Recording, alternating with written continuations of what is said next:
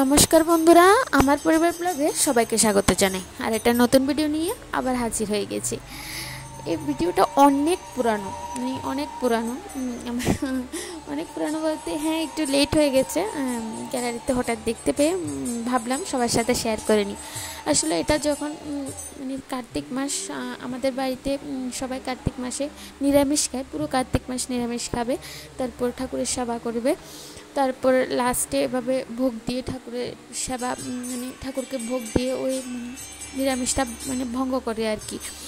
তখন লাস্ট সবাই মিলে যখন ঠাকুর ভোগ দেওয়া হয় ওই দিন, সেই দিন প্রত্যেকবার আমরা খুব তাড়াতাড়ি সকাল সকাল যাই। এবার একটু লেট হয়ে গেছে, যেহেতু ছোটো বাচ্চা, ওকে খাইয়ে দাইয়ে যেতে হবে। আমার একটা ছোটো বাচ্চা আছে তাই।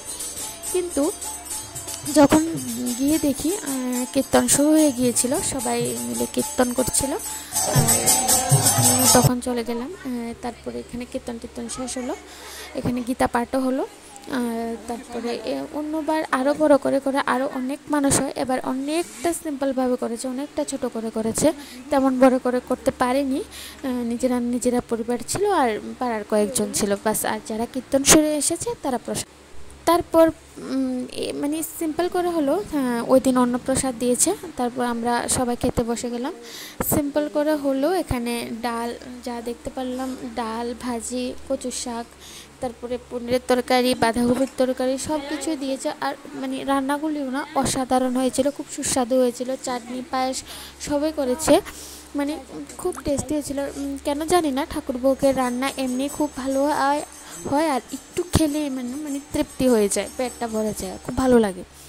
আর এখানে সন্ধ্যা আরতির সময় সবাই চলে এসেছে, তখন সবাইকে সন্ধ্যা আরতি করতে দেখা যাচ্ছে। এখানে প্রদীপ জ্বালিয়ে দিয়েছে, সবাই খুব সুন্দর করে এখানে আবার কীর্তন করছে। লাস্টে এভাবে কীর্তনটা শেষ করে ঠাকুর ভোগটা সম্পন্ন করা হবে। এখানে সবার বাড়িতে যার বাড়িতে গোপাল ছিল, সবাই ওই দিন বেড়াতে এসেছিল, নিমন্ত্রিত হয়ে এসেছিলো, বেড়াতে এসেছিলো। আর ওই দিন গোপালগুলিকে এত সুন্দর লাগছিল, আর ওরা এত দেখতে এত খুশি লাগছিল ওদের। আমি হয়তোবা গোপালগুলিকে সবগুলিকে ভালো করে দেখাতে পারিনি, কারণ সবাই তখন কীর্তন করছে, আরতি করছে, আর ভালো করে আমি ভিডিও করতে পারিনি হয়তোবা। কিন্তু তখন ভিডিও করতে ইচ্ছাও করে না, তখন এভাবে কীর্তন শুনতে, হাতে তালি দিতে বা কীর্তনের আনন্দটা নিতেই ইচ্ছা করে। যাই হোক, সবার সাথে শেয়ার করার জন্য ভিডিওটা করলাম। আর আশা করি সবার ভালো লাগবে। ঠাকুর দর্শনে এই কীর্তনে সবাইকে সামিল করতে আমি যাতে পারি, এই আশা নিয়েই আমি এই ভিডিওটা করেছি। আর ভালো লাগলে আমার চ্যানেলটাকে একটা